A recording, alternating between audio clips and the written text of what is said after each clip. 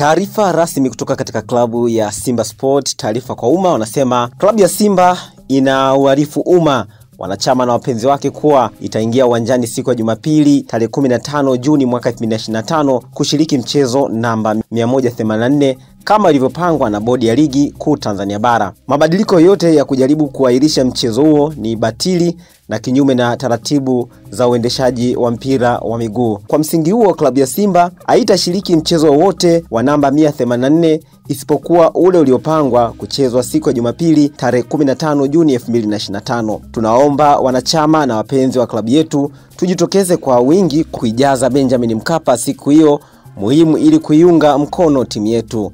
Nguvu moja imetolewa na uongozi wa klabu ya Simba tarehe 12 Juni mwaka 2025. Kwa upande wake, daktari wa timu ya Simba Sport kuelekea katika maandalizi, Edwin Kagabo, amezungumzia timu hiyo ipo katika maandalizi na ipo katika hali gani. Maandalizi yanaendelea vizuri kuelekea mchezo wetu wa Jumapili, na kikubwa kabisa ni kwamba kuna baadhi ya wachezaji ambao walikuwa na changamoto ndogo.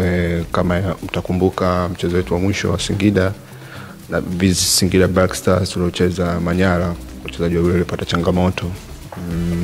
Kamala alipata changamoto kidogo ya kifua, chest contusion, ilikuwa na effect zake. Ameweza kurejea kwenye mazoezi na yuko timamu kabisa, ameshaweza kuwa cleared medical, amerudi katika mazoezi. Mchezaji mwingine alikuwa ni Nauma Valentine ambaye alipata changamoto ya goti, alipata changamoto kidogo, ambaye naye pia tumeshaweza kumclear, kwa ameweza kurudi kwenye mazoezi.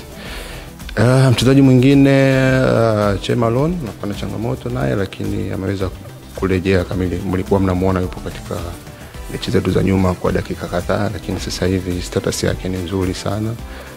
Availability yake itakuwa sahihi kabisa kwa dakika zote. Pamoja na mchezaji wa 4 ambaye ni Mzamiru Yasini, hakuonekana kwa muda mrefu sana. Naye ameshaweza kurejea kwenye kikosi, kwa maana ya kufanya mazoezi kwa muda wote. Wachezaji au group training ameshaweza kuwa cleared na anafanya mazoezi na timu kwa pamoja.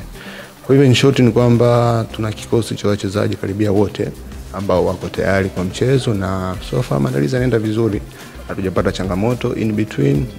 Tunatarajia tutamaliza maandalizi yetu haya vizuri kwa kuwa na availability ya wachezaji wote.